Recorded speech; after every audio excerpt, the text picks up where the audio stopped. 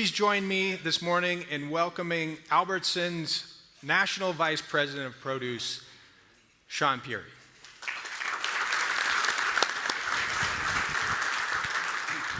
I'll let you go first. Thank you.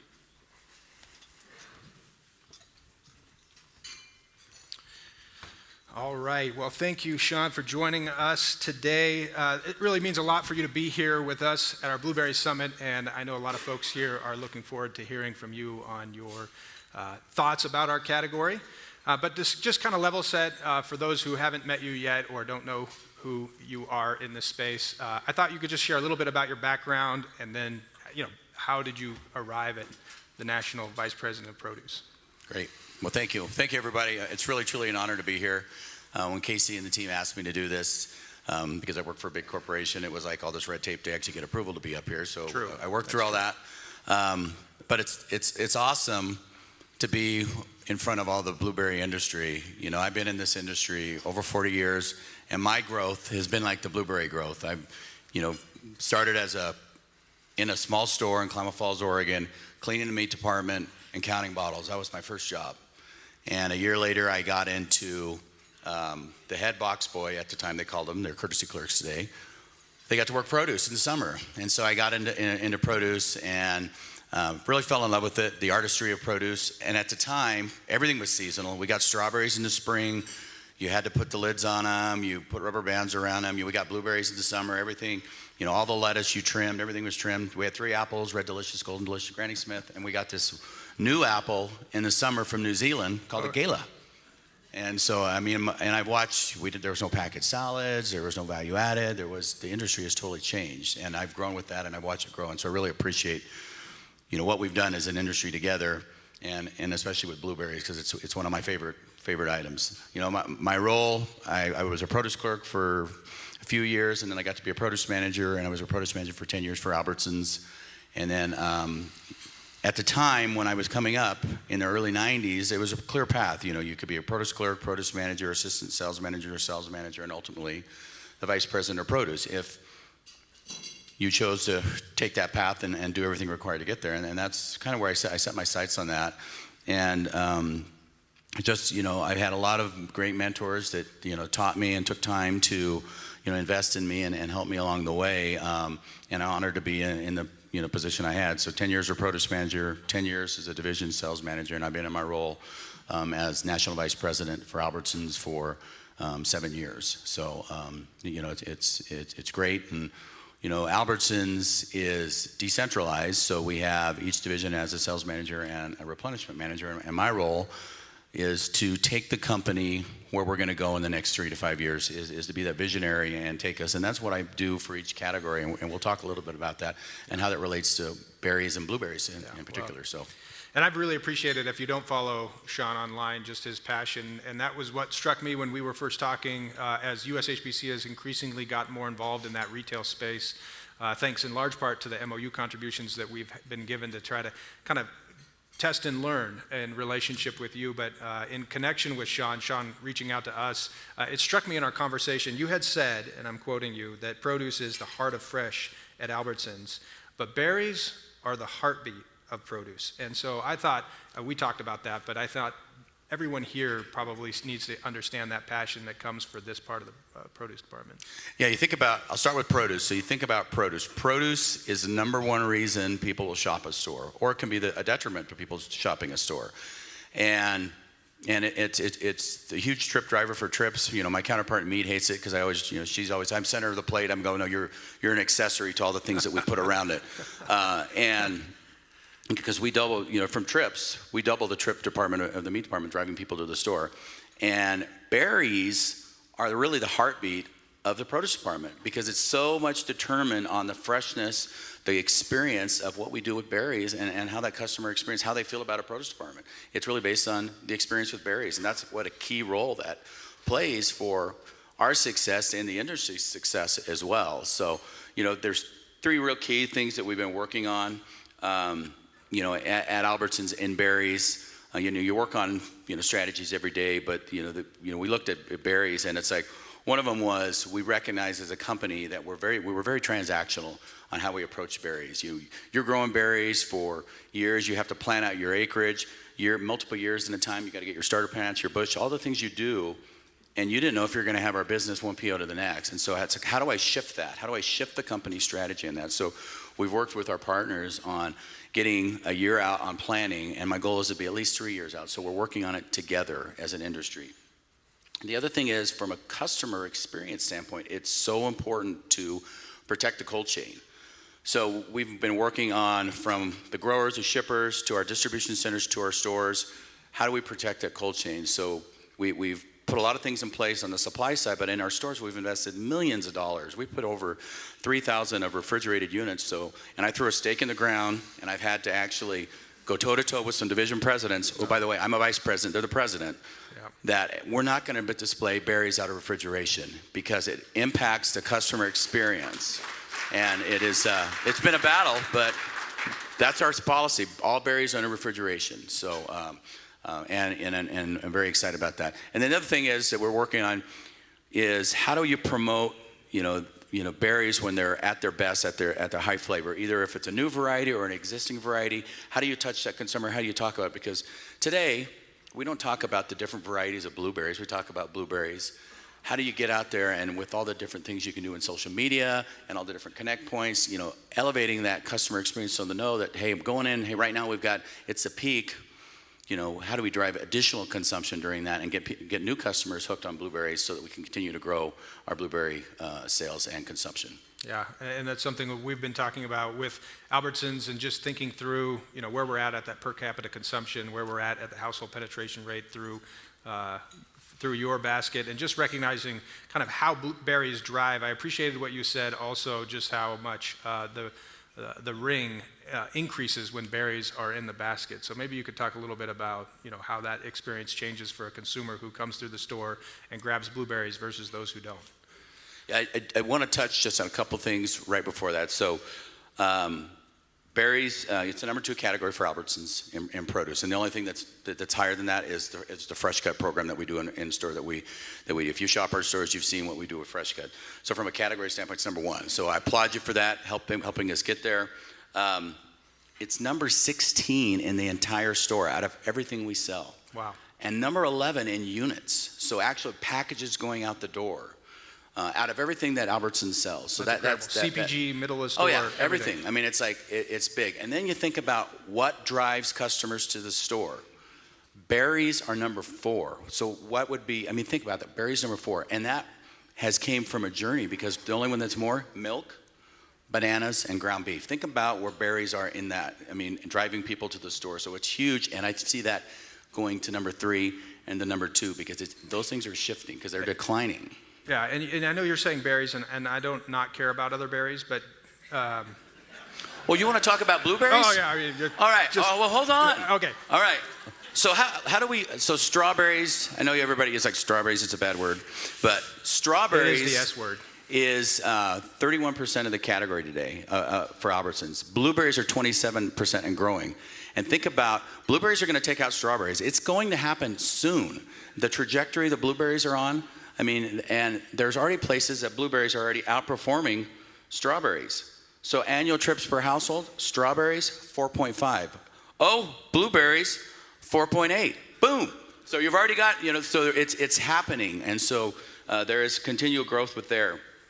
And the other thing is, the berry customer, I'll go back to berries, but we'll get back to blueberries. I'm good. Don't worry about it. So the berry customer, they don't just buy one berry. They buy multiples, so that's why it's important. You see how we merchandise them together in the berry patch. Yep. So they're a heavy consumer. I'm a heavy consumer. Berries I buy every week, unless for some reason my local store doesn't have them. And actually, I'm such a snob, I'll drive to one of my competitors to get it, and it really drives my team crazy, because like, oh yeah, I got my blueberries at Fred Meyer, and they're like, what? But it's like, I love berries, so it's important. And then. You wanted to talk about another win in blueberries. So e-commerce today is driving half of our total growth in total produce. And so it continues to double-digit growth. The e-commerce customer, from a convenience standpoint, they continue to grow it even past the days of COVID. Strawberries, 4% of the berries are bought e-commerce. Oh, blueberries, 5.5. Wow. So the e-commerce customer, which is growing at double-digit rates, are buying more blueberries as a percent online than they are than strawberries. So there's a lot of growth there as well. So. Does that surprise you? Are you surprised by that? I am, actually. I mean, it doesn't match the sales, but it's like the customer experience. It's like, you know, it may be because they trust blueberries more than they trust strawberries, someone else picking them out. I didn't say that. Yeah, so. You said that. But that could be, it's a hypothesis. I don't have any way to actually prove it, but I think that. I'm glad you said it. Yeah. Yeah. Oh, and then you had the first question you actually asked. So the berry basket, so blueberries. So the average blueberry cart for Albertsons, $100 a basket. That is 3 times a basket without blueberries. Think about that. You know, from a retailer standpoint, that's how important that blueberry customer is. It gets me $100 in that basket. If blueberries aren't in that basket, it's like $40. Yeah, it's I can't give you the exact number, but it's less than that. The other thing is what is in the blueberry basket. So the top 10 items when a customer buys blueberries, 8 of them are produce. So they're very heavy, very important to me as a produce guy. But so you've got bananas, you've got packet salads, you've got tomatoes. There's 2 other grocery categories that are in there as well. So yogurt, which isn't a surprise. Nope. And eggs. So Shocker. you know, big for breakfast. I mean, we had eggs and blueberries, and we had it wasn't actually yogurt. It was a chia pudding, but very similar to yogurt. That's right. So that's how important we're really it is. good at the morning. Yeah. Yeah. Well, and the thing is, you can change that to the evening because my wife and I, we have yogurt for our dessert with blueberries and berries. That's what our dessert is. So it's not just for breakfast. That's right. It can be part of all the different snacking occasions. So Amen. There's definitely things we can continue to do as an industry to grow that. Excellent. Well, I think for our audience as well, I do want to talk a little bit about what you see as you consider top tier suppliers to you as Albertsons. You know, what are you looking for? I know you said earlier that it would be, you know, you're looking at having established partnerships that are 3-year projections. Yeah. When you get there, I want that phone call. I want to know how you do that. But We will get there. Yeah. So talk a little bit about that top tier expectation you have for the suppliers. Yeah, it's quality, and when I say quality, it's also that partnership, because there are times, we're selling produce. There are times that you have a berry, and it's like, we're not ready. We can't ship it. It's either it's not ready, we're going to gap, or we have a quality issue because of whatever experience it's out there. It's like picking up that phone and saying, hey, we got a gap for a couple days because of this. It's a hard phone call to take as a retailer, but it's like the harder phone call or the harder experience is when you don't get it and you get it in the stores, and the next thing the customers are disappointed. Because when the customer is disappointed, and this is true for many categories in produce, if they buy that berry today and it gets home and it doesn't taste right, or it you know, mildewed or broke down before their experience and they had a bad experience, they won't buy that. The data shows they won't buy it 3 to 4 weeks. They will come back, but even the heaviest consumers, that will impact them. And that first time, it's like, well, something, you know, there's a weather event or something's wrong with the crop or whatever. Then they come back, and then if they get that experience the second time, guess what? Albertsons produce is bad. I mean, that's how it works, and it's so important as a partnership that we're focused on quality, and if there's an opportunity that we know we're not going to deliver, that we just have that conversation, and we have the conversation, and we don't ship it. Sure. Consistent supply. I mean, the one thing you've seen, and I've done this 40 years in next April, is the hills and valleys and then the gaps. Is we gotta level those out.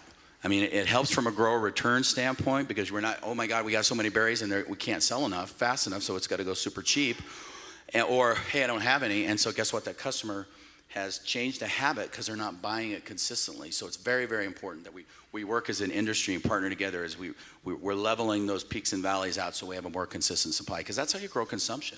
Continuous supply of great flavored berries, blueberries, and continually making sure that, you know, we can promote them, we can promote social media. Promotion is not just price. I mean, it's like there are some crazy things that's happened in the industry. There's this cucumber TikTok video that has driven cucumber sales through the roof.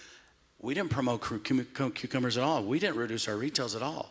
It's because somebody, an influencer out there, got it and it grabbed on and went viral. We can do that in the blueberry industry. How do we do that together and get those new customers, you know, driving that consumption? Amen. Well, the other thing I wanted to talk about is that continued success as you see it for blueberries, and I welcome you to talk about the whole patch, but specifically, what is that continued success look like for blueberries at Albertsons? So when you think about the customer experience, taste is number one. And there was a 2023 survey that was done on this. It trumped price. I mean, if you're standing at a berry display in a store and you look down and it looks good and it's priced at a fair price, doesn't have to be, the cheapest price in the world, just a fair price, and the customer buys it home and tastes great, guess they're coming back. They're going to come back week after week. It's when we get in those peaks and valleys of the flavor experience, that is the detriment for blueberry, consumption when we have those opportunities. So, there's great varieties out there that taste great. There's some varieties out there that they're at the end of their life cycle.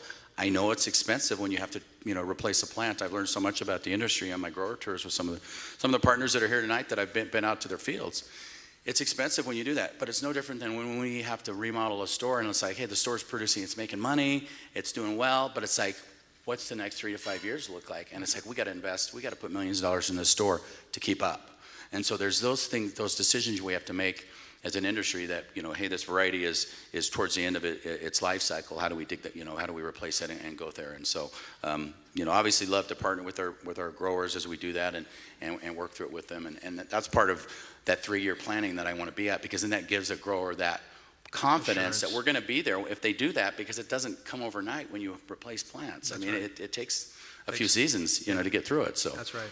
So in that way, clearly you are speaking about that variety or varieties that you're aware of. But I think when we spoke, you had mentioned that you still see the category as blueberries. But what concerns do you have, or what do you see as the future of consumers recognizing varieties, or Albertsons recognizing varieties for consumers? Like where do you see that on the spectrum of leadership?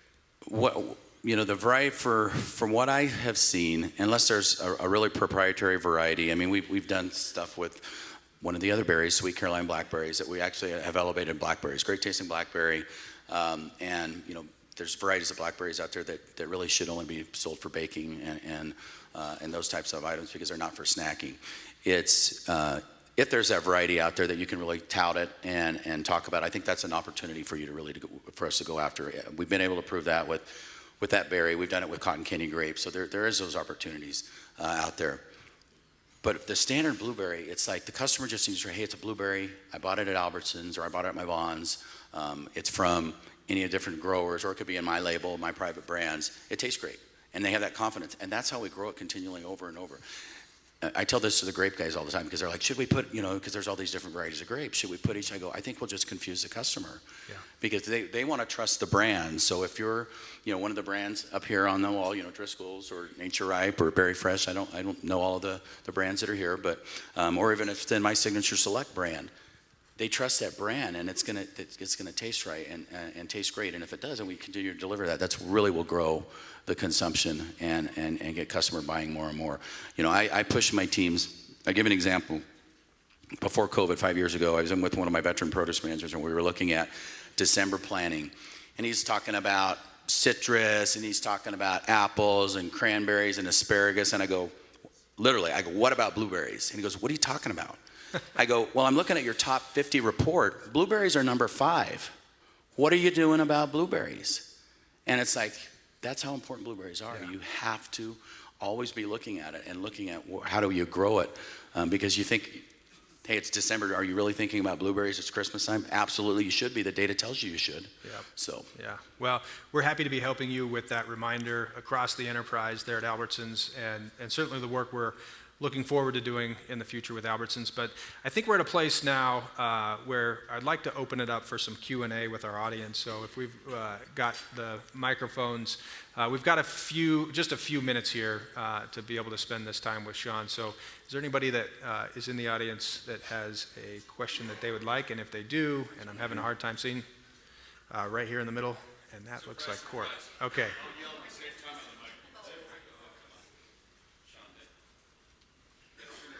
Is it on? There we go. Shawn, you talked about a 3-year plan. If you were to venture a guess, and it was 2030, yep, and you were to walk into an Albertsons store, this is a question on category segmentation. If you were to venture a guess on what those SKUs in the blueberry category would look like, or what those categories would be, describe them, what could that future state look like? Well, I would see that blueberries are the number one berry, for one thing, and you would see the variety of packages that would represent that. The taste and flavor experience continues to, the bar continues to be raised with everything that everybody's working on these, from the produce industry, delivering that great taste. I see that, and the data says that taste is number one in why people buy things in the produce department. How do we continue to grow that? And so, from a packaging standpoint, I think the 18 ounce, honestly, in 2030 will be the starting size pack because consumption will be so high. So you just have to think about that. It's like, I push my teams all the time. It's like, some of my directors will actually be with a sales manager because I go in and I'm just like beating people up about, where is this? Why aren't you doing it? And, give me a business reason. I mean, other than your opinion. You don't strike me as that kind of guy. Yeah, exactly. Yeah. So it's like, and they'll take a picture. It's like, hey, I got my jumbo blueberries, and you finally, you've been beating me up about carrying them, and it's like, yeah, because it's like, it's not just I got to have my pints or my 6 ounce. Blueberry consumption is extremely high. We have to. How do we grow it? We give the customer more when they buy it. Exactly. So I see that. I see that would be the starting size package, and we should have 2-pound blueberries on the shelf, on a year-round basis, in the future. I mean, that's not that far off. Excellent. Thank you. Another question. Oh, come on. Okay. Joshua.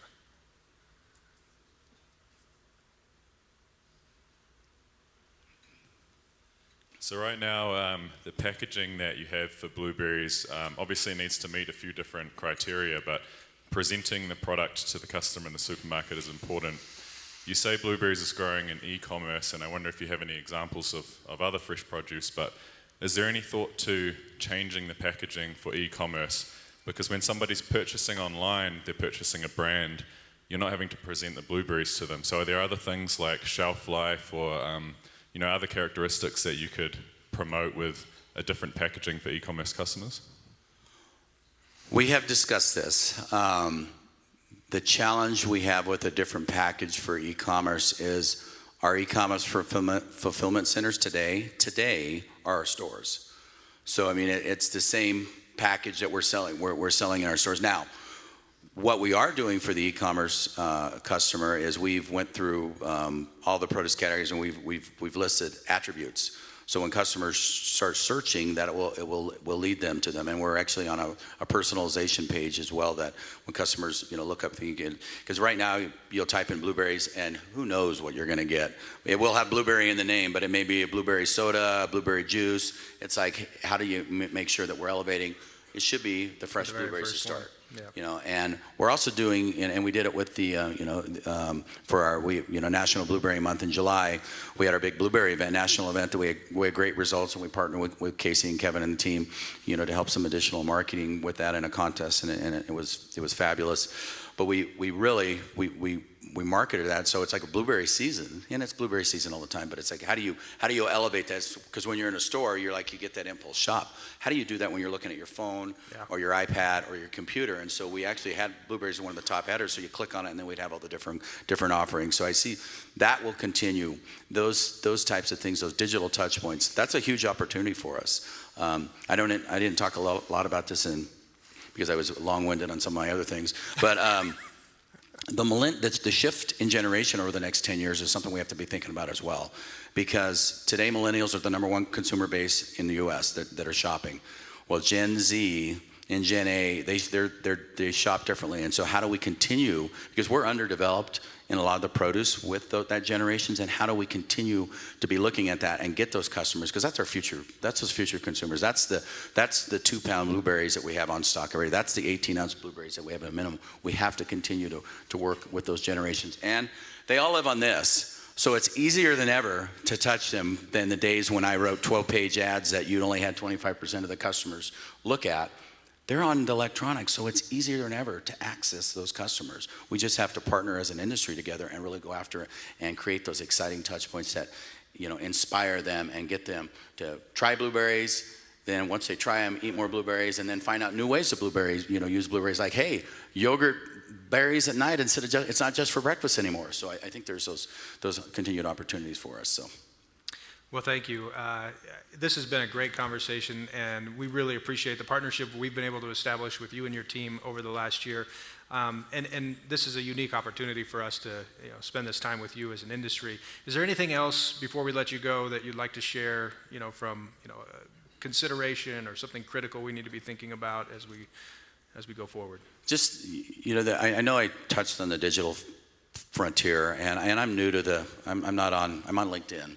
My kids and my grandkids are on everything, and they teach me stuff. But how do we continue to use that as a new frontier to promote? Because there'll be a day, and there's divisions today we don't do print ads anymore. We have them in the store available. We don't mail them out. And the print ads, which we've used forever as an industry to touch consumers or bring them in the store, that's going to be gone. So how do we just leverage the digital frontier? That's right. I think it's a great opportunity for us to partner together as an industry, to touch those things and create those cool TikTok videos for blueberries or whatever type of, whatever means there is. I think there's those opportunities to inspire customers and then tell their grower stories, because the generations today, they want to know about their growers. They want to know, about the produce. They want to know how it's grown.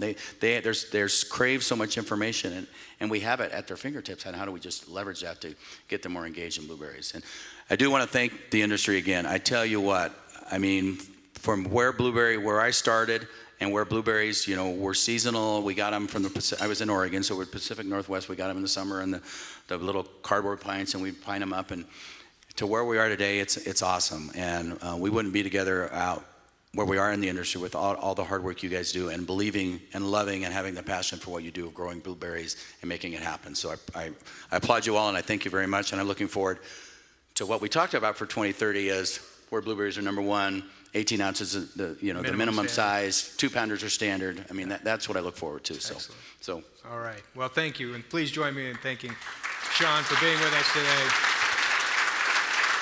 We look forward to partnering with you. Thank you so much. Yeah.